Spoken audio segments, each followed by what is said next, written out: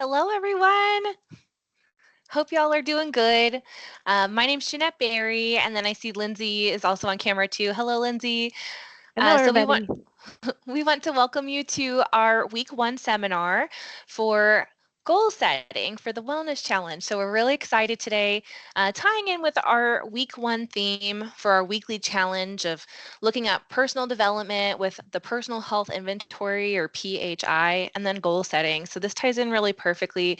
We have an amazing guest speaker today, my teammate and collaborator from Whole Health, Mike Parker. He's been a nurse here for decades. And he's getting ready to retire here at the end of April. So really sad to have this as one of Mike's final presentations, but we're really thrilled to have Mike here today with us to be sharing about goal setting. So welcome, Mike. I'll let you introduce anything else I missed about you, and we'll get going. Thanks. Thank you, Jeanette, and thank you everybody for attending and giving me this time. As Jeanette said, I'm going to be sharing about goal setting. So let me share my screen here, um, and we'll get the presentation up.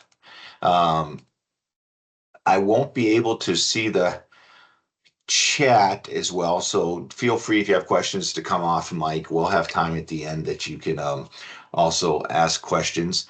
Um, can I just get a thumbs up or someone confirm that you can see my screen okay?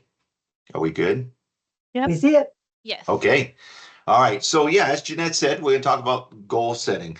Everyone joined this wellness challenge, I'm sure, for different reasons and maybe similarities, but you all probably have your own ideas of what this means to you and why you're involved in the wellness challenge. And whenever you're going to be involved in making change, it's always have a good idea to figure out, where am I starting at? Where am I wanting to go? What are my ultimate goals? What is my ultimate objective? So some of this you may already know. I think it's good reflection and good review to go over these things. And then we're also going to try to make sure we give you some resources. Understand with all of these things and ideas that we share, if there's ever questions or you want more resources or more in-depth information, you can reach out to myself, Lindsay, or Jeanette, and we'll do our best to get you anything you need to help you be successful with whatever it is your personal goals are for what you're looking to get from this. So, with that being said, let's look at goals and why is goal setting important, right? The first thing is when you take on an endeavor where you're trying to make change and you're trying to meet an objective, by setting a goal, it helps you define what you want, where you're going, and how you're going to get there. I don't know about you guys, but often I'll get involved in things. I have this great idea. Maybe I didn't sit and think it through and I didn't delineate. Again, what do I really want? What are my objectives? What are the different ways I can do this and what's most important? Where am I going? How am I going to do this? So it provides that roadmap to success. When you're trying to achieve goals and trying to achieve success and you don't have that roadmap, you don't have things defined, it's tough. It's like trying to run a race and not really sure what the path is. I'm not sure where we're starting. I'm not sure where we're going to end or how long it is. I just know I'm in this race. And what does that look like? Am I even in the right race? I don't know. So again, having that goal initially, thinking about what it is you want from this is going to define that roadmap that's going to allow you to start picking out the points where you need to make changes and where you're going and how you're going to get there. The other thing that goals do is they facilitate a laser-like focus. They really allow us to hone in on to what's important to us and what we're trying to accomplish. It's easy to be distracted and get maybe our focus in many different directions if we don't have a goal that we've defined, if we don't know where we're trying to go or what we're trying to accomplish. So again, having that goal, reflecting on really what you want to do, what you want to accomplish, it allows you to really have that focus. And it also allows you to be more engaged in that activities that are going to bring you closer. It helps you to start to realign yourself with things that are going to help you accomplish what you want to. Obstacles are those things we see when we take our eyes off our goals. That's Henry Ford. I'm a quote guy. I love quotes, but it's so true. It's like when you own a new car, you get something new and you may not have realized it. And then once you have that, how many more of those things come to your attention that you maybe interacted with throughout the day, or you see one here, or you see one there, because you've changed your focus. You're now focused on something specific, and things that are related to that, or those items themselves, are going to start to draw your attention to them. when you may have overlooked them in the past. So goals help to increase your focus, and having that focus and being able to not be distracted by obstacles because you know where you're going and what you want is a big uh, it's big in increasing your chances for success. The third thing, goals help us combat procrastination. I don't know about you guys, but I know there's a lot of things I'm going to do, and it's just hard getting started. Or again, other things get in the way, or I'm not sure how I'm going to do it. Or I'm not sure what I really want to do, so I never get started. I put things off. Um, so having a goal, understanding what it is, and then starting to define that goal, which we're going to talk about here in a little bit. But having those pieces of the puzzle actually help you get started, not put it off for another day or put it off for another time or just never maybe get to it. Um, Goals help you build confidence and increase your momentum. I mean, the first thing is getting started, right? Taking Nike's quote, just do it. It's not always easy. You may not always be sure, but just do it, right? Just get started. Figure out what it is you want to do, and let's take that first step. Um, so then once we do that, you start to build confidence. You start to gain momentum. You being able to define the goal helps you to work harder now because you're able to put that energy towards what you want, what you have decided this is where I'm trying to go. Um, and most of the time, you're able to put more energy and be more effective in what you're doing compared to if you weren't really sure.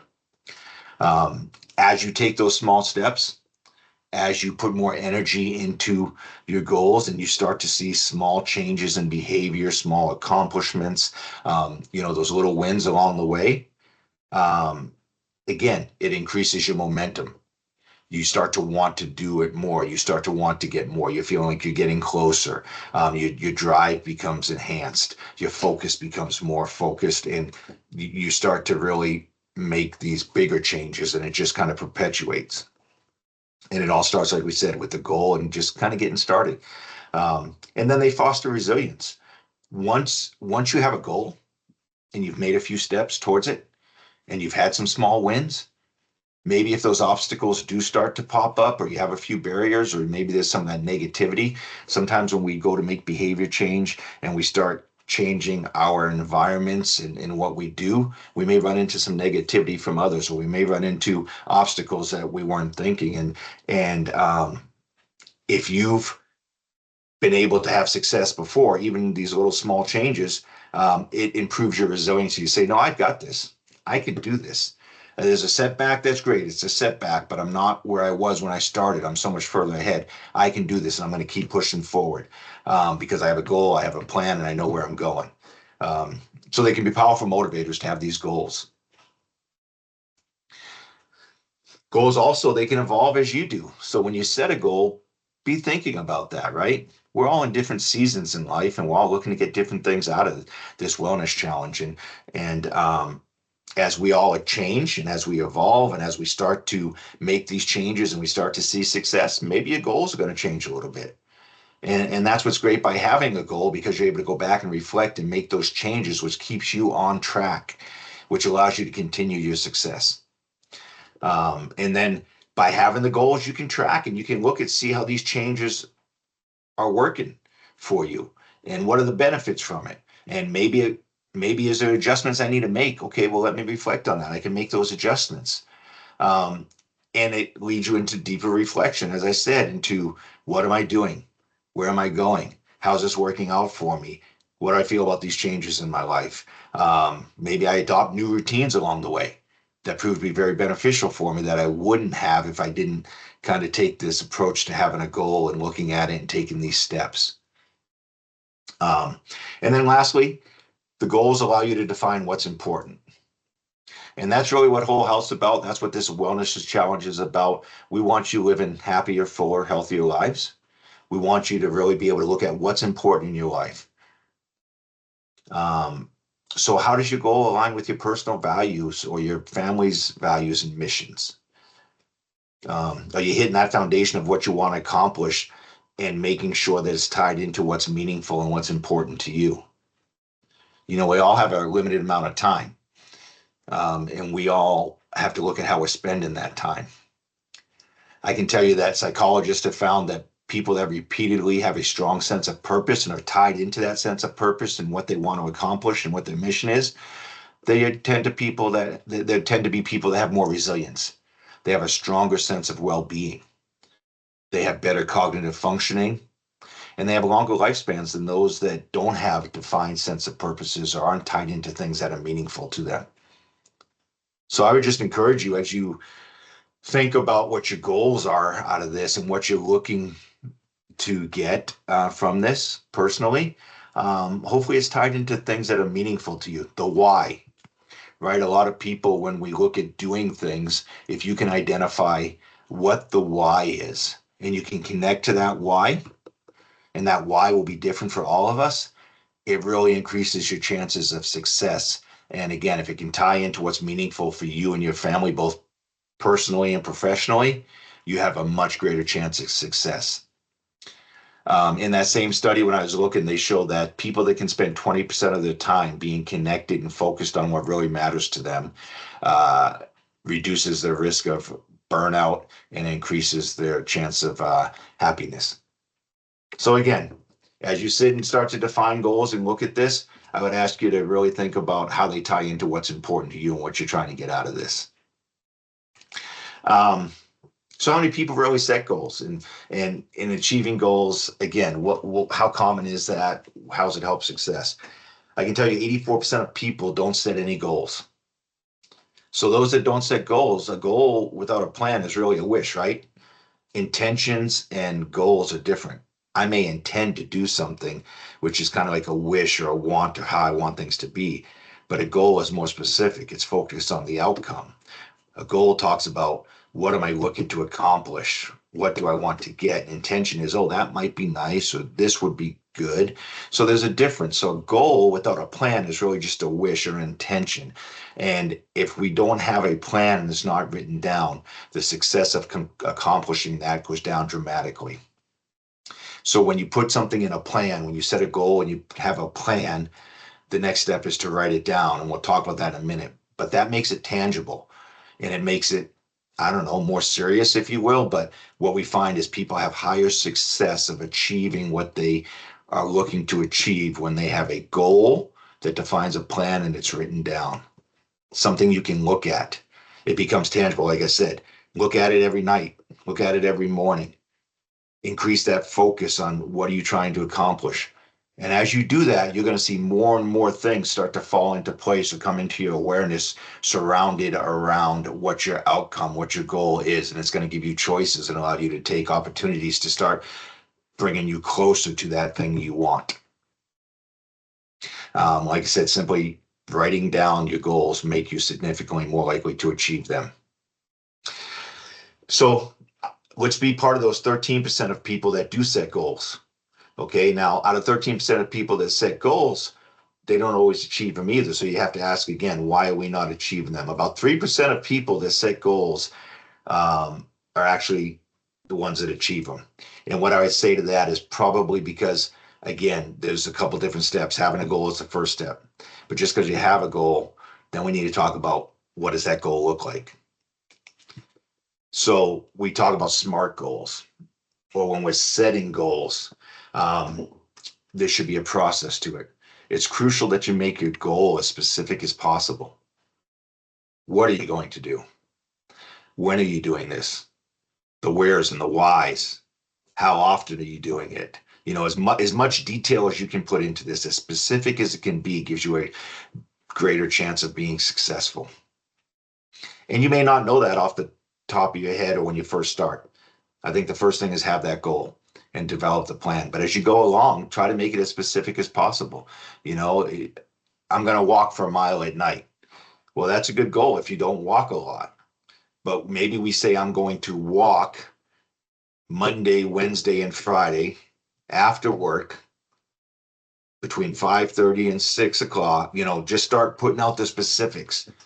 And then that becomes part of your routine. That becomes part of you because you know when you're doing it, what you're doing, where you're doing it, how often you're doing it, for how long are you going to do it, those kind of things. So the first thing is make sure it's specific.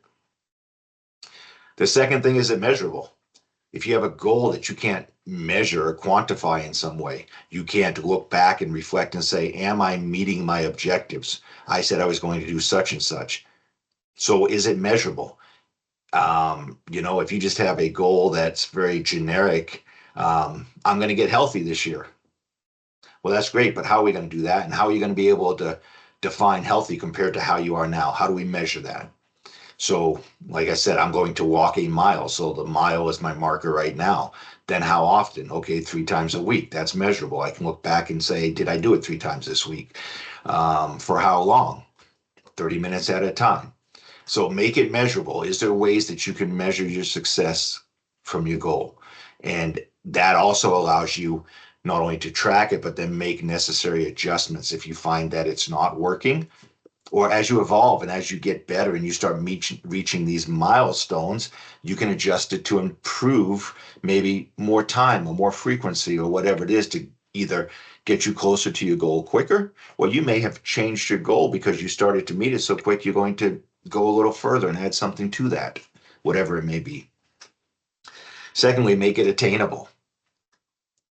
Um, you know, we have to be realistic, but make it attainable. For me to go out and say, I'm going to run a marathon next week and that's my goal, that's not attainable. I would not be able to do that. I know that personally. So make sure it's something that you can do, something that is attainable. Um, the key is taking those bite-sized pieces and starting small, and then working your way up. Being realistic. It doesn't mean it has to be super easy. It just means it has to be realistic. And we're all at different levels, right? So again, personalize it so that it's attainable for you. Someone else may be, oh, that's easy. Well, that's great if that's where they're at. But for me, running a marathon in a month, a week, 2 weeks ain't gonna happen. I need a lot more time from me personally. So again, make it specific and make it attainable to what is reasonable for you and what's going to allow you to set yourself up to best be successful. Um, Relevant. So is it relevant to where you want to get? As you're defining your goals, people may say, well, you need to do this or you need to do that. Or, there may be, well, you may even feel like, well, if I want to do this, I guess I probably should do that. Maybe you don't have to. Is it relevant? Look at what you're trying to accomplish and look at the path you've set to get there. And is this relevant to you? Is this something you're going to stick with? Is this something that's meaningful to you? Is it something that goes back to these other things? It's measurable, it's attainable. If it's not relevant in the sense that you can't measure it, or it's not attainable, or it doesn't tie in to what's important to you or what you find purpose in, and you're not going to stick with it, then that's not going to set you up to be successful. And then the last one there says time limited. So basically, what we're asking is, um, again, are you setting time? I'm going to do this often for this long. Put a time frequency around it for either amount of time you're going to do the actual step, or what time are you doing it, or for how long will you be doing that? Meaning, 2 months, 3 months, 6 months, but somehow have some sort of time limited part around that. And I would say, as you set these goals, it's great if you can reach out. If you guys are working in teams, obviously, do you have an accountability partner? Do you have someone that you can run this by, to look at with you, someone to kind of help you out with it? Or maybe you get together as a group and you all set goals that you feel like can be specific to each of you and relevant to each of you, but you can work together on some of this, you know? So again, having the goals, taking us steps at a time and starting to make the goals very specific, very measurable, attainable, relevant, and time limited, and then track them. 45% of people don't track their goals. So that's another stat that goes in there as far as being successful. Almost half people don't track their goals once they write the goals down and they start doing this. So if we're not tracking them, the question is, how do we know what's working and not working? And how do we modify them if we need to as we move forward? Um, so for the 55% of people that do track their goals, some use written diaries and journals. Some use digital apps. I'm not promoting any specific ones, but I know there's some great apps out there and tools out there you can use on your phone. And some just rely on reflections to stay on track. So they do a daily reflection, excuse me. Or as your team, maybe you do that. Maybe you get together as a team and you do a daily reflection, being mindful, or a weekly reflection of being mindful of, hey, how are we doing? How are we progressing? How's each person doing in what they're trying to accomplish, and drawing the support from each other.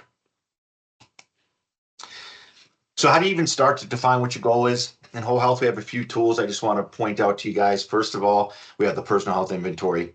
It really allows you to explore the circle of health, which you'll see on screen here. And when you look at the moving the body, or the power of the mind, or the food and drink, or the coworkers and friends and families, and the recharge and surroundings, you're in the middle of all that. So what you're trying to do when you look to define your goal is me being in the middle and being mindful of all these different areas that affect my health, because they're all connected. So how do these things affect me?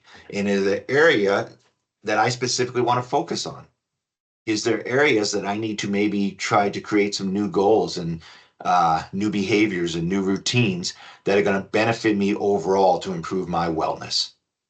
Maybe it is just moving the body. Maybe it is around the food and drink. But I can tell you, when we look at being healthy, as most people think of healthy, physically fit and being healthy and being active, and the food and drink, the coworkers and friends having that support, the sleep and recharge, the move in the body, your surroundings, all these things actually play into it. If you're not getting enough rest, it's difficult. If your surroundings are chaotic and stressful, it's difficult. If you're not out moving the body enough, it's difficult. The food and drink portion, we all know, can be difficult. And then if you don't have coworkers and friends and teams and support. So really, I would encourage you to get out of PHI and look at this. And it gives you the opportunity to say, where am I now? And where would I like to be? And some of you may be in great spots in most of these, but have one or two you really want to focus on because you feel like you want to be in they give you a 1 to 5 ranking. So maybe you're a 2 or a 3 and you want to be a 4 or a 5. Understand, you don't have to be at a 5 in every one of these categories. You get to decide, where do I want to be and what does that mean to me? But it's a good way to start looking at where you're at and what section you feel is most important to you. So then you can look at, where do I want to set my goals? And once you identify the areas you want to set your goals, then you can start looking at, again, what's the goal? Where am I trying to get to? And why is that important to me? What's that mean to me? And I would just caution you of trying to do too much too fast. I would say start slow, pick 1, maybe 2 areas to focus on. And this is a marathon, it's not a sprint, right? So we're going to take our time doing this. We're going to do it slow. We're going to make small changes over time and build off that momentum to eventually get us where we need to be. And then you may decide to do it again and pick a different part and work in a different area. So just remember that it's a marathon, it's not a sprint, but that's a great tool that you can use. And like we said, improving one area benefits all the other areas and how they influence you both physically, emotionally, spiritually, and your overall well-being. A life of more meaning and more purpose leads to developing more health and well-being in your own life. So again, look at that PHI. The InBody. Some of you may have used the InBody composition scale. And the one thing I just want to say about this is I have a link here and I'll throw it in the chat. That link is a YouTube video that goes over the model we have, the 570, and it helps you to look at the interpretation. So when you got the printout from it, this will help you interpret that. If you're not familiar, it'll help you understand what those values tell you and so forth, and why they're meaningful. The thing I would say about the InBody is, hopefully we encourage you not to focus on weight when we talk about the InBody composition scale. It does so much more. Weight is one measure. And to be honest with you, if you have a lot of muscle, you may weigh more than you thought, and it could be all muscle. So what we really like you to focus on when we look at InBody is, what are you trying to do? Maybe you're trying to stay hydrated and making sure you get enough fluids and drink more water, and that can help you with that. The InBody shows you that. Maybe you're just trying to lose some body fat percentage. Well, the InBody can do that too. Maybe you're trying to gain muscle mass and you want to gain your lean muscle, and you want to see where that's at. The InBody does that. Maybe you're looking at rehabbing something. You come off an injury and you're trying to work on getting stronger in a specific limb on your body and rehab. The InBody is useful in that as well. So it's not about weight. It's really about what is your goal again, and how can this tool be useful? And it can be useful in a lot of different ways, and that's where this video will help you understand that. Um, so with all that being said, you just need the main ideas. What do I need? We'll recap real quick. This goal setting link that's on this slide, I will put in the chat after too. It has great resources. It has the PHI. It has a resource on how to start and set up SMART goals. It has a resource on a few health and well-being. There's 3 or 4 good resources on there that I'll make sure I'll put those 2 links in the chat and you guys can get those resources. But like we said, the secret of getting ahead is just getting started, right? Breaking down that thing that may be complex and overwhelming into a small manageable task and then starting on the first one. So look at the PHI and say, where do I start? What do I want my goals to be? What changes did you want to make? Right? When you're reflecting, what are you looking to get out of this, as I said? And what would happen if you don't make those changes? Where are you in a year? Where are you in 2 years? Or if you do make those changes, what would your life look like? Take some time to kind of think about that. That's what we're trying to do. Start small, as I said. Don't take on too much at once. Remember, it's a marathon, not a sprint. Make it meaningful to you. Know why you're doing what you're doing and why you want to get where you want to go. Write down your goals with a plan, using those SMART goals and making sure they're realistic and that they're achievable. Find a way to track your goals so you can make adjustments as you need to along the way. Most of all, be flexible. Make it fun. Remember, consistency is key. Use each other as accountability partners. And remember, this is all about making you happier and healthier. Whole health is about figuring out what matters to you, but you don't have to do that on your own, right? We're here for you. We have resources for you. So please don't hesitate to reach out to us if there's anything you need. We have a few minutes left. I'm going to open it up for questions or thoughts at this time. And that's kind of what I had for you guys today. Thank you so Thanks, much, Mike. Mike. That's awesome. So Jeanette, go ahead and take it away, and I'll put up the final slide while you guys answer questions. Sure thing. So let's see, a couple questions came up. We did post the link to the personal health inventory in the chat as well. It's on our SharePoint site under resources for the weekly slide. So we're going to post that link in the chat one more time for people with our resources for the Employee Wellness Challenge. Okay, then let's see. Scott Reeder asks, what is the error rate on the in-body scan? And then it looks like Lindsay said very reliable, and then posted an article to supplement this. Mike, I don't know if you have any additional info to add. I was going to say, I would have to look that up. So if she posted the article, that's great. And like I said, I will post the video I talked about that talks about interpretation results, and we may be able to find something there. But if you don't, I can reach out to the manufacturer and try to get you an answer, Scott. So again, let me work on that because I don't know that off the top of my head. Yeah, because like with body fat, skin fold calorie, because I work at, that's my background, and then everything has like skin fold has X%, and stuff. Just out of curious, where underwater weighing is the gold standard, right, for body fat, Right. for instance. That's So I was just curious, just it gives, because I think a lot of people, and kind of like what you said, or maybe it wasn't mentioned, someone mentioned somewhere else, is because if you do these scans pretty regularly, unfortunately, because of that error rate, people don't understand is like, oh, look, I'm worse now, right? For lack of better terms, or whatever, the numbers are worse. And it's like, well, no, it's built within the scan. There's going to be a rate. So, because I dealt with that I was a personal trainer doing all that stuff, and people get caught up in that, and so it's just nice to know to help manage those expectations.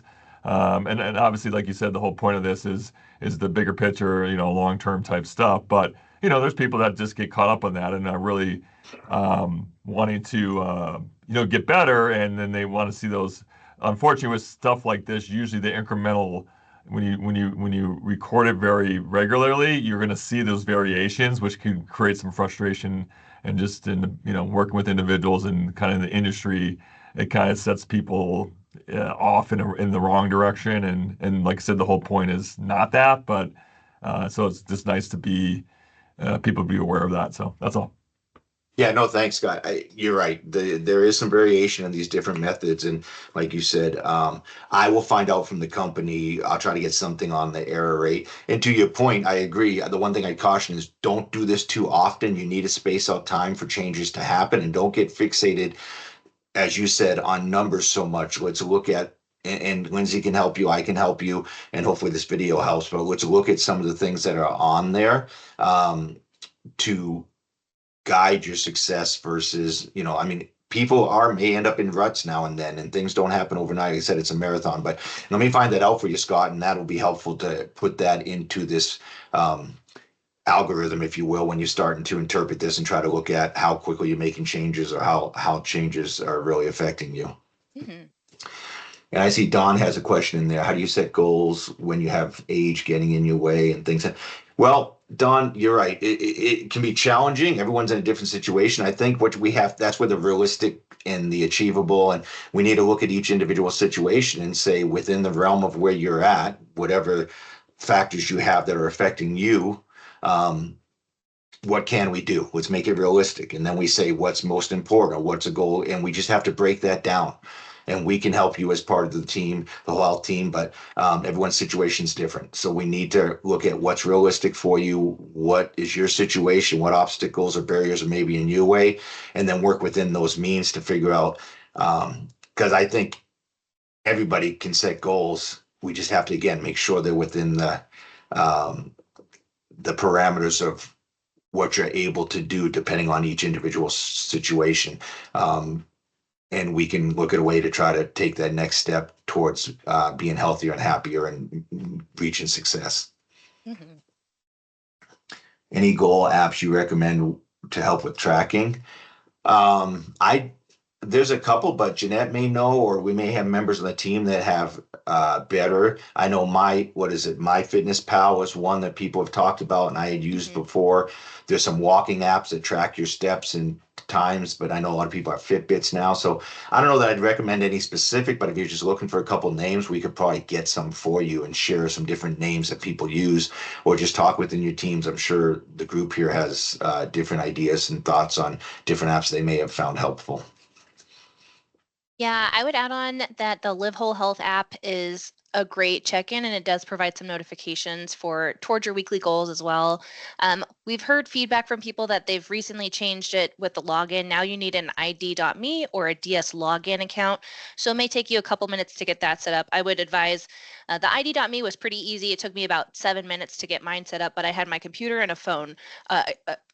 Computer and a phone right next to each other to get enrolled, because it takes two different sources to make it easy and seamless. So, and then there are some other apps depending on what your goals are too. A lot of people have Fitbits or their Apple Watches as an extra resource. Definitely agree that MyFitnessPal is amazing. And then I have another app for tracking caloric intake, the Chronometer, Cronometer, and that's a great app. And that one also connects with my Fitbit too, so that's been working really well for me. And I can scan in my food. So just some things to think about depending on what your goals are. There are so many apps and so many resources. Oh, and another app I know people like using is Strava, Strava. Okay, great. Okay, great questions, you guys. Thanks, Dolce. It looks like you shared a blog resource for some resources. So as we wrap up today, guys, thank you so much for attending this seminar. You have now earned 25 points to count on your weekly participant log. So please make sure that you go down to that resources page we put in the chat and make sure you include this in your seminar bonus points. You get 25 points. If you attended the Wills and Trusts last week, that means you've attended 2 seminars now. So you've actually have 50 points. So it doesn't matter if you watch the recording or you attend in live. So because we know sometimes the noon hour is busy for people. So just as a reminder, and everyone needs to submit their points to your team captain if you're part of a team by Tuesday each week. So next Tuesday will be our week 1 submission for all of your points. So keep track of your activity, all the seminars you've attended, and then the weekly challenge. So again, this week is the personal health inventory and goal setting. So you can do that by either filling out the PHI. If you need a physical copy, Mike and I have copies of that. We're happy to give to you. You also can download the Live Whole Health app. And again, you need an ID.me login or DS login. Tomorrow, we have another seminar presented by Andrea Tamura, and she'll be talking about professional development within VA. And that one will be at 12 o'clock on Teams, and we will be recording that call as well. So I wish you all well. Please keep up with your goals. Please share it with a friend, an accountability partner, and that could include your teammates for this wellness challenge because you're all in it together.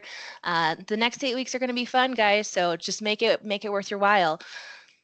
All right, we'll go ahead and wrap up for today. We'll see you guys hopefully tomorrow, if not later than that. Everybody take care. Thank you, everyone. Thank you, Mike. Thank you. And